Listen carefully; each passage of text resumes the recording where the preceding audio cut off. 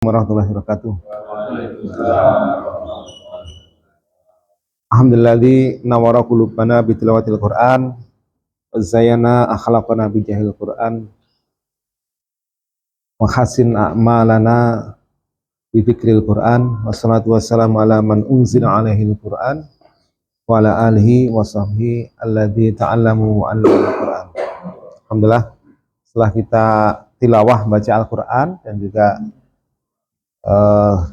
hidangan sarapan pagi ya. Jadi kita sehat jasmani dan rohani ya. Alhamdulillah. Kita lanjutkan berkaitan dengan sifat huruf ya. Yang berikutnya yaitu kita menggunakan matan jazariyah ya. Wa faro min lubin al hurufu matlaqah. Nah ini. Jadi ada huruf yang memiliki sifat mutlak. Mutlak atau izlak itu adalah sifat huruf yang mudah keluarnya, mudah dibunyikan. Kenapa? Karena memang posisinya makhrajnya itu ada di bibir dan ujung lidah. Nah, yaitu ini disebutkan di sini firmin lubin, faramin lubin, fa, ra, mim, nun, lam, ba. Jadi ini sifat izlak. Lawannya adalah ismat karena posisinya makhrajnya itu ada di dalam di apa namanya di tenggorokan, di pangkal lidah gitu ya. Tapi kalau yang ini sifat izlak ini ada di ujung, yaitu baik di bibir maupun di ujung lidah, sehingga mengucapkannya itu mudah. Sebenarnya ini lebih kepada penjelasan saja, bukan artinya tanpa kita diajarin bagaimana sudah otomatis gitu. Orang membaca fa, ro itu sudah ada di ujung lidah dan harusnya keluarnya mudah kalau makhrajnya benar. Tapi kalau makhrajnya salah, ro dengan di apa namanya ditekuk lidahnya ke dalam ro gitu, itu berarti salah tuh. Ro-nya harusnya di ujung lidah ada di depan ro. Tapi kalau lidahnya dilipat ke dalam ro dari dalam, nah itu malah salah. Makanya itu bukan, ini tidak memenuhi sifat izlak. Nah, izlak itu di ujung lidah ro, diru, ro, riru, ro. Jadi kalaupun kita bacanya huruf ro itu huruf yang tebal ya, itu tetap posisinya itu ada di ujung lidah. Jangan digeser ke dalam supaya gitu. Gitu. Ro, jadi seolah-olah ro-nya itu di dalam ro, ri, ro-nya tetap ada di ujung lidah gitu ya. Ya. Jadi itu yang berkaitan dengan sifat huruf izlak. Jadi kalau membacanya sesuai dengan makhrajnya, itu insya Allah sudah benar cara membacanya. Jadi udah tepat cara membacanya, yaitu dengan enteng, mudah gitu membacanya. Tapi kalau salah bacanya la, nah sama la. Kalau ditekuk ke dalam jadi salah. Kalau kita la di ujung lidah la. Cuma kalau kita kan la ilaha illallah jarang ya. Biasanya la ilaha illallah. La. Padahal la-nya itu harusnya enggak ketahui kenapa. Oh, la. Maksudnya la ilaha itu mah kayaknya dengarnya asing, padahal sebenarnya la gitu kan. Harusnya la ta'budu illallah. La ilaha illallah kayak enteng kecemplang gitu ya. La ilaha illallah. Padahal la itu tuh lamnya itu ada di dalam, bukan izlak. Padahal huruf lam itu izlak. La yang benar di depan la. Huruf apa? Tapi begitu la ilaha illallah. Asyhadu alla ilaha illallah. Tapi kalau asyhadu alla ilaha illallah benar, malah enak. Tapi kalau begitu tahlil la ilaha illallah, la ilaha illallah kayak cemplang bahasa Jawanya. sampai gila gini. Tapi serius gimana? Ya, nikmatin. Yang macam itu juga kan? Ya. Asyhadu an la ilaha illallah, itu kan ada. La ilaha illallah itu. Tapi kan kalau kita tentang la ilaha, nah itu la itu kan artinya lamnya itu enggak di ujung lidah. Ya. Jadi LH gitu aja. Jadi sifat. Jadi hurufnya apa tadi? Firmin lubin. Al-huruf mutlaq. Firmin lubin. Farromin lubin. Farromin lubin. Fa ro mim nun lam ba, ya itu huruf-huruf yang idrak, ya yang ke baris keempat. Farra min nubin al hurufu mutlaq. Farra min nubin al hurufu mutlaq. Jadi hurufnya ada 6, ya, mutlak. Sebenarnya tapi namanya idlak. Mudlakannya dimudahkan. Tapi kan ini kan kadang di dalam istilah itu menyebut apa namanya disesuaikan dengan syairnya. Mahmusuha gitu. Padahal namanya hamas. Gitu. Artinya dijadikan maf'ul ya, mahmusuha dihameskan, huruf yang dihameskan. Mutlak artinya diidlakan gitu, dibikin mudah gitu. Tapi sifatnya adalah idlak. Fa, ro, min, nun dan ya diidlakan. Huruf-huruf yang diidlakan. Jadi ini cara menyusun. Nah ini sidah kan bukan musdah gitu, tapi masyadiduha gitu. Huruf sidah. Namanya hurufnya sidah, tapi yang namanya adalah syadid. Nah, kuat. Kayak di dua yang kuat itu syadid.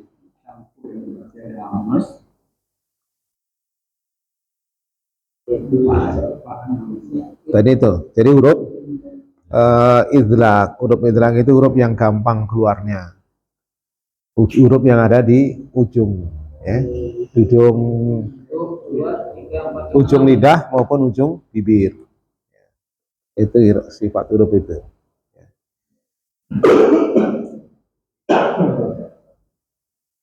Baik, cara ininya terus ini huruf tadi saya ada ini ya. Jadi huruf-huruf tadi itu sebenarnya huruf yang memiliki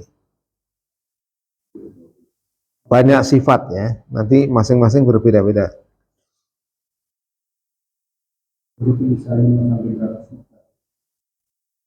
Ya, iya satu huruf ya.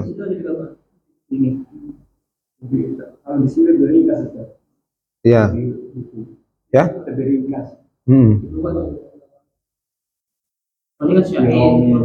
Kalau itu pengajian.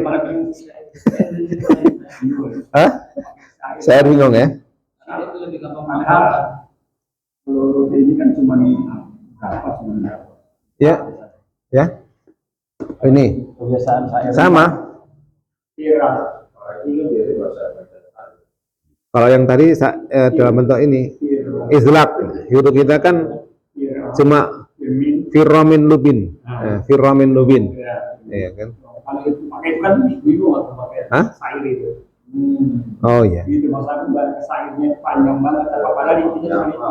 Firromin lubin hurufu mutlak. Iya. Kalau pakai sayur kan panjang.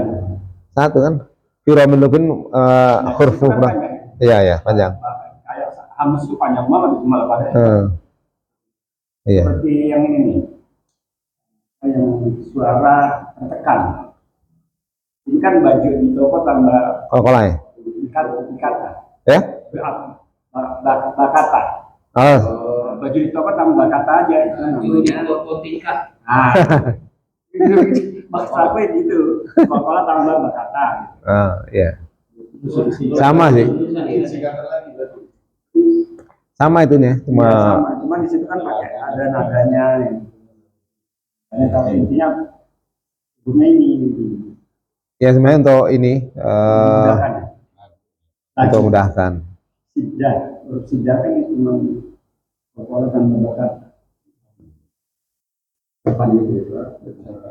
Baik, itu ya berkaitan sifat huruf kita sudah lawannya ismat ya. Itulah.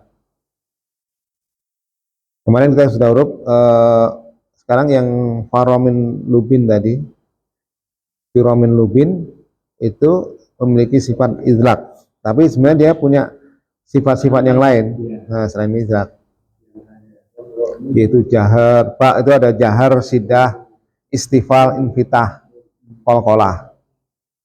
Nah,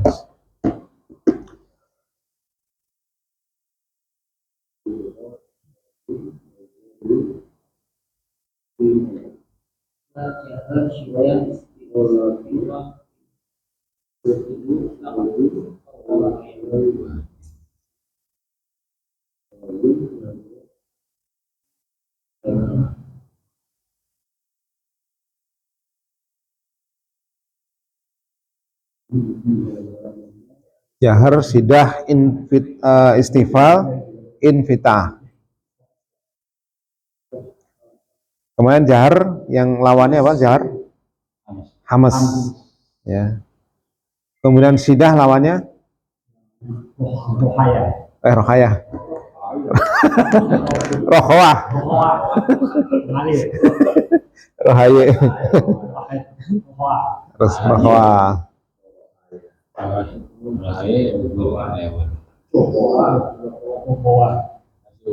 Kan kemudian ada sifat ini apa yang pangkalnya nempel apa namanya? Huruf hoin apa? Hoin apa itu? Di situ ada kan?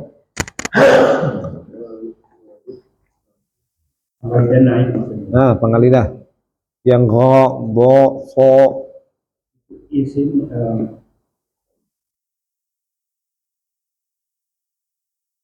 ditebak, ditebak.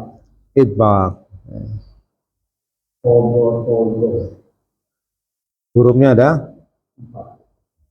7. Istilah, mana? Yang wo, khusso, dohtin, kito. Khusso, dohtin, kito. Khusso, dohtin, kito. Istilah. Lawannya apa itu? Istifal.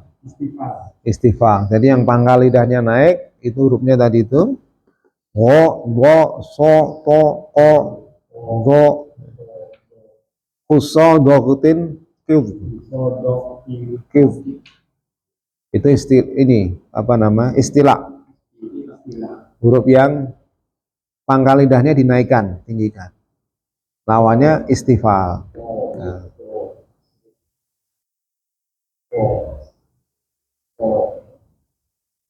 Terus ada juga yang huruf yang pangkal lidahnya itu bukan pangkal, lidahnya itu naik nempel ke atas. Yaitu hurufnya adalah sod, bot, po, zo. 4 huruf itu. Yang lain infitah, jadi terbuka. Kalau ini tertutup melengket gitu. Gitu. Kaget tadi. Ya. Baik, gitu ya. Jadi intinya berkaitan dengan huruf izak adalah huruf yang gampang keluar. Kenapa gampang? Karena ada di ujung lidah. Ya, hurufnya faromin lubin. Faromin lubin. Cara membacanya ringan, gampang membacanya. Baik, kita lanjutkan ke materi selanjutnya, yaitu masih berkaitan dengan ma'rifatul insan. Ma'rifatul insan.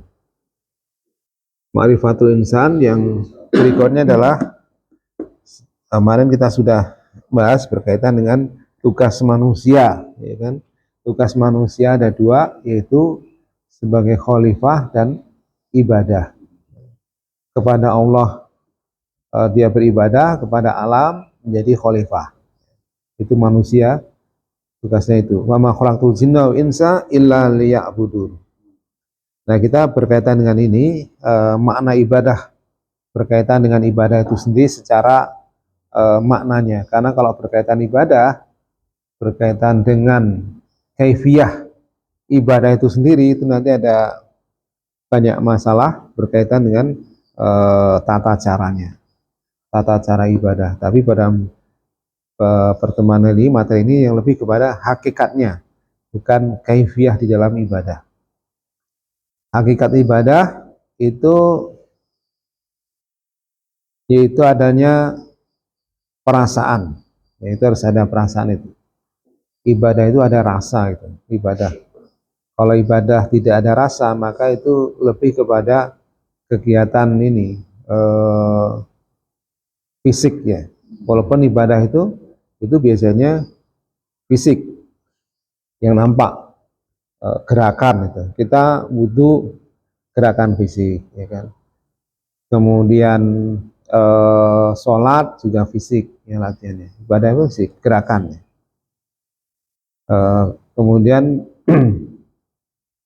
di dalam hal ini itu kan aktivitas dohirnya, tapi dalam dalam konteks hakikat itu harus dihadirkan yang namanya syuur atau perasaan.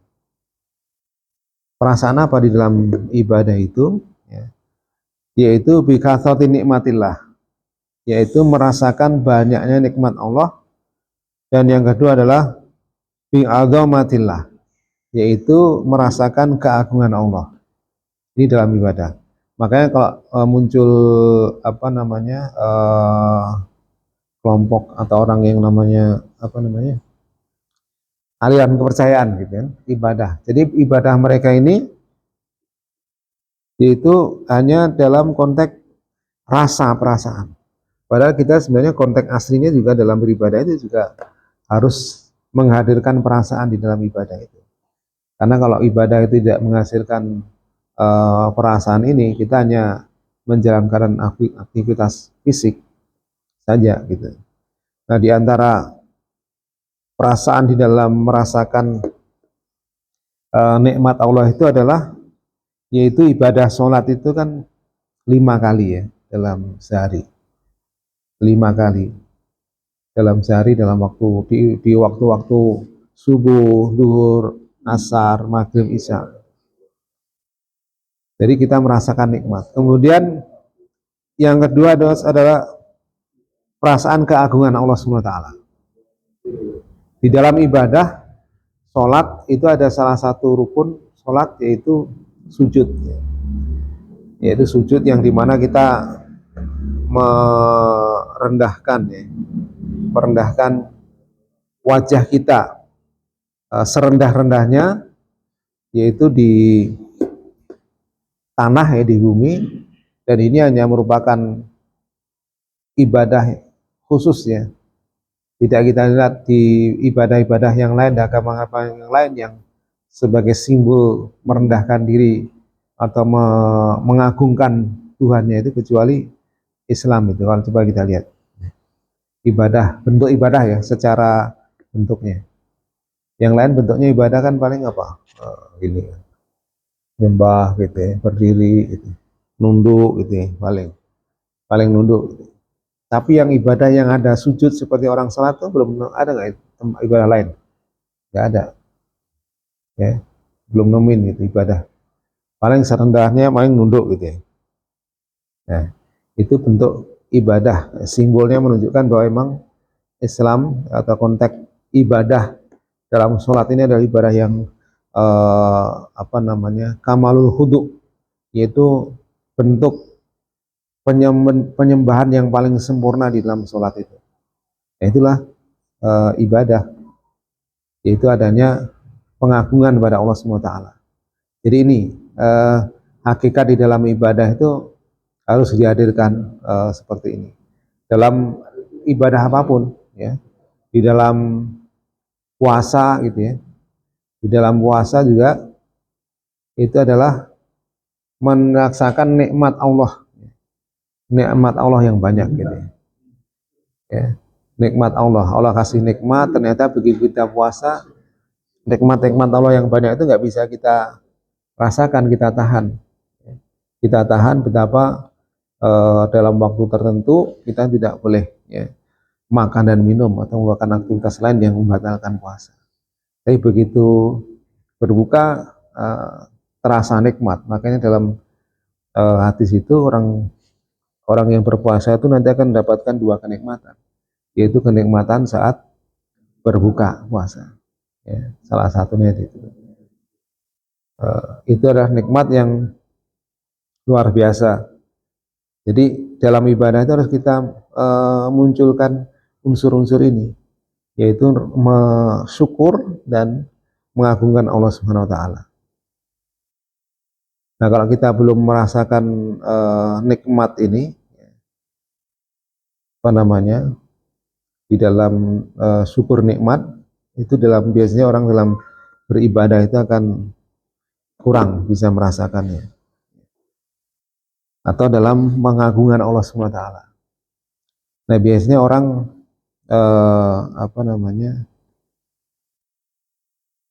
di dalam beribadah itu akan merasakan khusyuknya itu ketika diuji oleh Allah Subhanahu wa taala gitu. Diuji dengan kesulitan gitu. Itu salatnya akan semakin khusyuk gitu ya. Tapi bisakah kita khusyuk dalam sholat itu dalam nikmatnya syukur gitu di dalam sholat. Biasanya orang malah buru-buru tuh saking senangnya sholat, buru-buru sholatnya kan, dapatkan kebahagiaan gitu ya, kemudahan, syukurnya itu sholatnya itu sulit lama gitu ya. Dapat hadiah saking girangnya sholatnya, sujud syukurnya juga sebentar, sholatnya sebentar, habis itu untuk nikmat yang lain. Nah, ini kalau kita bisa dalam setiap ibadah itu merasakan besarnya nikmat dan pengagungan terhadap Allah Subhanahu wa taala dalam sujud yang kita nikmatin di situ. Nah, itulah ibadah ya. Nah, ibadah itu di antara ada surat surat Al-A'raf ayat 55 atau surat Al-Baqarah ayat 165 disebutkan di situ berkaitan dengan ibadah itu sendiri. Kalau dalam surat Al-Baqarah ayat 165 itu di dalam konsep ibadah itu yaitu tidak boleh ada tandingan-tandingan selain Allah Subhanahu wa taala. Ya, di dalam surat 165. Wa minan nasi may ya'buduna min dunillahi andadan yuhibbuhum kahubbillah walladzina amanu asyaddu hubbalillah. Ada di antara manusia itu menyembah selain Allah ya. Mereka menjadikan selain Allah itu sebagai andadan, sebagai tandingan-tandingan. Yuhibbuhum kahubbillah. Mereka itu mencintai tandingan-tandingan itu sebagaimana mencintai Allah Subhanahu wa taala. Walladzina amanu asyaddu hubbalillah. Sementara orang-orang yang beriman itu amat sangat cintanya pada Allah Subhanahu wa taala. Jadi tujuan dari ibadah itu adalah ada 3 dari tujuan tadi itu, yaitu ghayatul tadhalul, itu tujuan dalam rangka untuk merendahkan diri. Jadi kita ibadah itu merendahkan diri itu, untuk merendahkan diri pada Allah Subhanahu wa taala. Kemudian yang kedua ada ghayatul mahabbah, tujuan dalam kecintaan. Kemudian ghayatul hudu, tujuan dalam ketundukan. Jadi ada 3 tadi ya, ibadah itu kan sebagai bentuk syukur dan pengagungan Allah Subhanahu wa taala. Nah, di dalam ibadah itu sendiri itu bentuknya tujuannya dalam tadi itulah dalam rangka untuk tadzalul. Tadzalul itu adalah merendahkan diri. Jadi merendahkan diri, kemudian mahabbah dan hudu. Jadi di sini kalau orang ibadah yang dalam ibadah yang madhoh dalam sholat itu mestinya orang tuh nggak, kalau sudah 3 tujuan ini tercapai, tadalul, mahabbah dan hudu ini tercapai, maka orang itu akan merasakan ini yang lain selain Allah itu nggak ada gitu. Makanya nggak ada artinya, bukan nggak kelihatan gitu. Seringkali orang menganggap khusyuk itu ya, khusyuk itu dianggapnya seperti orang yang lupa dunia gitu. Nah khusyuk itu sebenarnya bukan ini, tapi yang penting hadirnya ini, hadirnya Allah dalam sholatnya itu. Karena ada Allah yang maha besar, yang lain selain Allah itu bukan hilang, tapi dianggap rendah di hadapan Allah Subhanahu wa taala. Makanya kalau Ali bin Abi Thalib ketika terkena tombak gitu ya, dalam perang, pengen dicabut tombaknya ya, maka sholat, kemudian dicabutlah tombak itu. Apakah orang pas sholat itu seperti disuntik ini, disuntik bius ya. Sebenarnya bukan itu yang gitu. Apakah sakit, tetap sakit, tapi sakitnya itu dikalahkan oleh rasa cinta dan takut pada Allah SWT. Itu yang berarti itu. Jadi orang sholat itu bukan orang yang mabuk, orang yang suntik anestesi yang nggak nyadar gitu. Tapi sholat itu harusnya kesadaran. Makanya kalau orang sholat terganggu dengan apa namanya, dengan lingkungan bising, ya, anak rame atau ada orang, itu sebenarnya itu jalannya saja itu. Tapi kalau udah mencapai derajat ini, itu dia nggak menghiraukan, karena di hadapannya Allah yang maha besar gitu ya. Dia nggak merasa terganggu dengan situasi-situasi lingkungan gitu. Cuma untuk bisa masuk situ biasanya kan sebelum sholat udah kepikiran dulu kan, kepikiran lingkungan dan seterusnya, sehingga ketika masuk sholat itu sulit untuk mendapatkan konsentrasi. Padahal sholat itu sekali lagi kalau dalam konteks ibadah itu adalah hadirnya Allah dalam ini ya, dalam ibadahnya itu ya, merasa rendah diri dan ada mahabbah dan khudu. Dan nanti diharapkan adalah hadirnya khauf dan roja. Ya. Jadi khauf dan roja itu adalah harapan dan takut dan harap. Bahasa kita harap-harap cemas.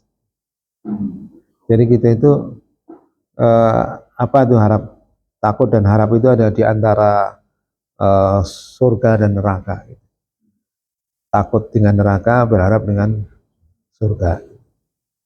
Khauf dan roja. Jadi hidup kita itu jangan ini juga, jangan roja terus gitu ya. Roja artinya berharap yakin gitu.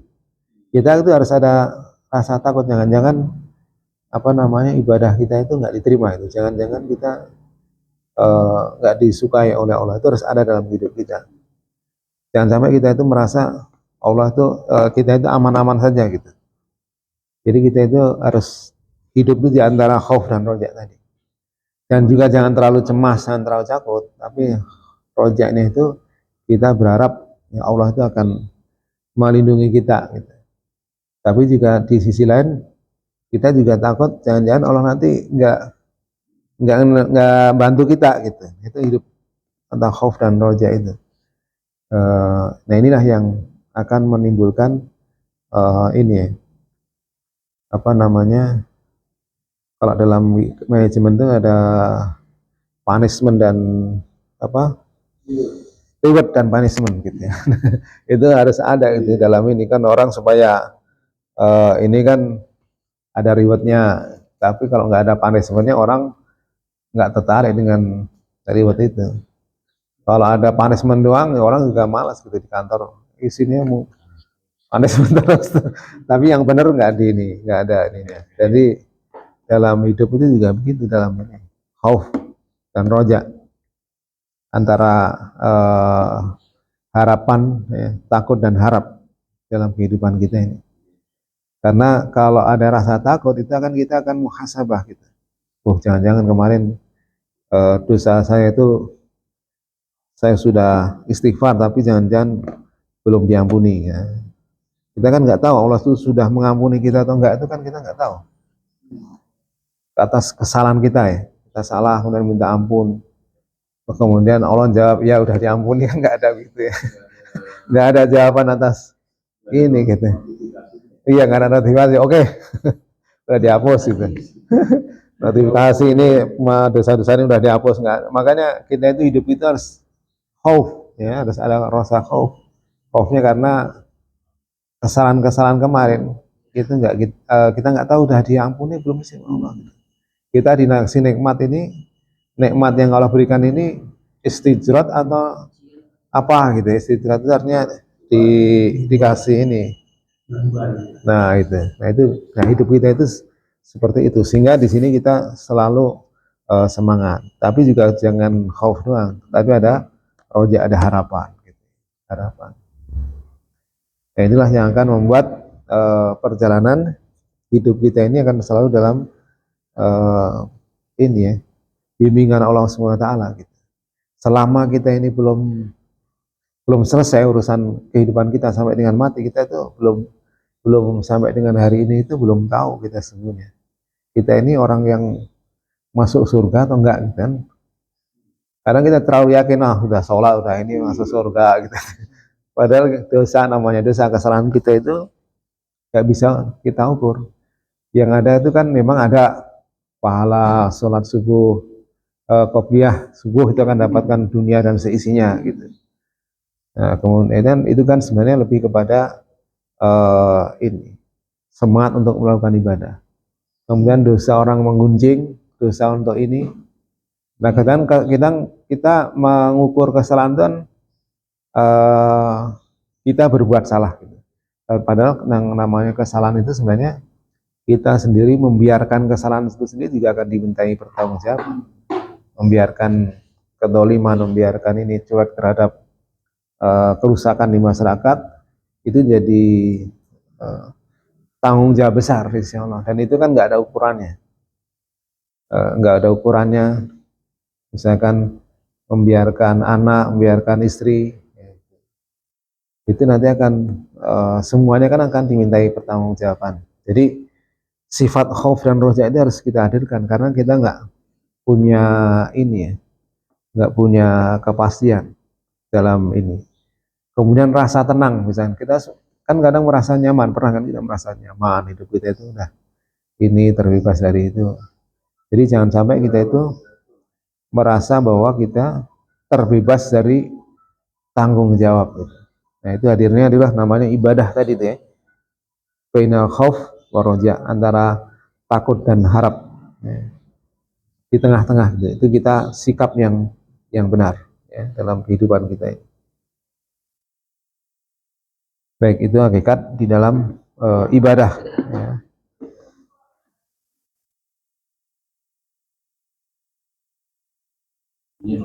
Cukup ya.